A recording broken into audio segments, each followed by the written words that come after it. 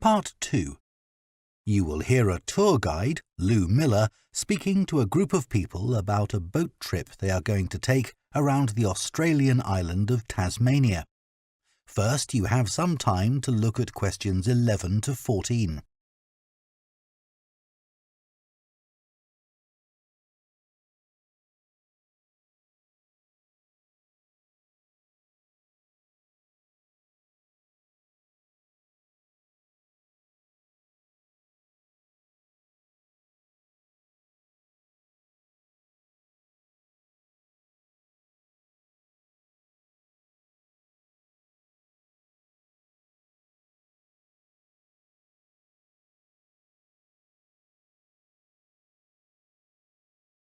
Now listen carefully and answer questions 11 to 14. So, hello everyone. My name's Lou Miller and I'm going to be your tour guide today as we take this fantastic boat trip around the Tasmanian coast. Before we set off, I just want to tell you a few things about our journey. Our boats aren't huge, as you can see. We already have 3 staff members on board.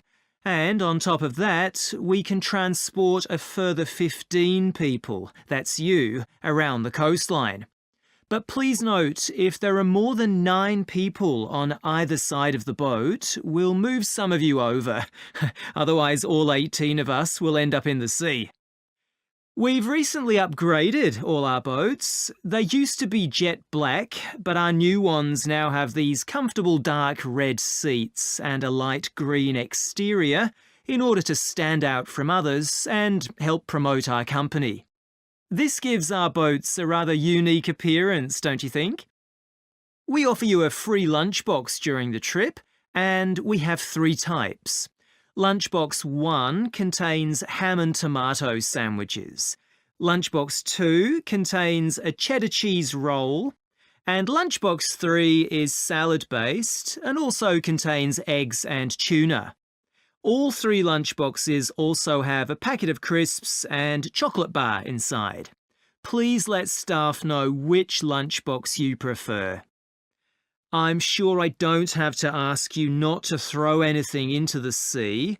We don't have any bins to put litter in, but Jess, myself or Ray, our other guide, will collect it from you after lunch and put it all in a large plastic sack.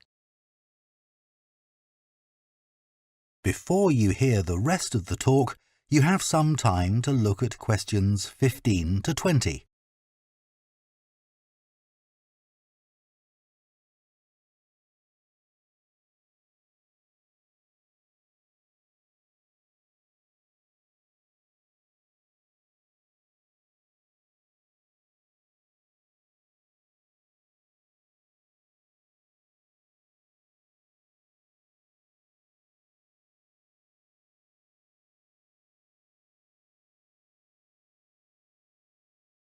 Now listen and answer questions 15 to 20.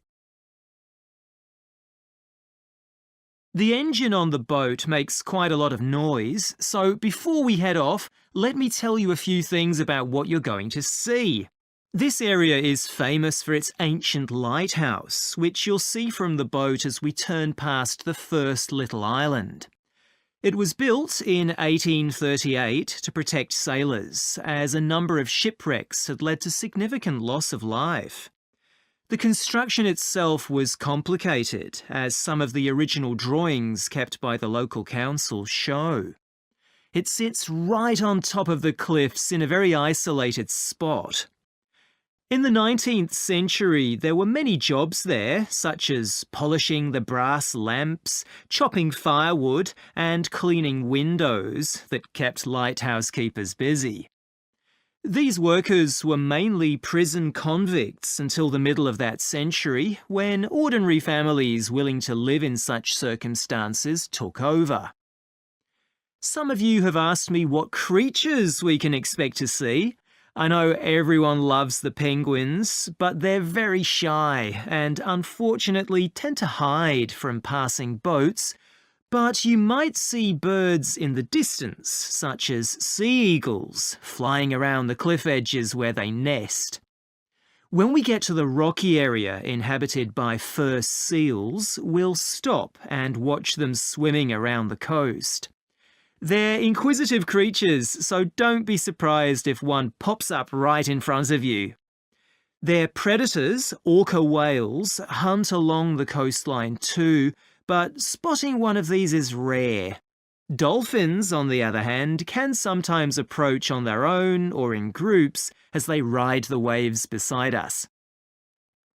Lastly, I want to mention the caves. Tasmania is famous for its caves, and the ones we'll pass by are so amazing that people are lost for words when they see them. They can only be approached by sea, but if you feel that you want to see more than we're able to show you, then you can take a kayak into the area on another day, and one of our staff will give you more information on that. What we'll do is to go through a narrow channel past some incredible rock formations, and from there we'll be able to see the openings to the caves, and at that point we'll talk to you about what lies beyond. That is the end of Part 2. You now have half a minute to check your answers to Part 2.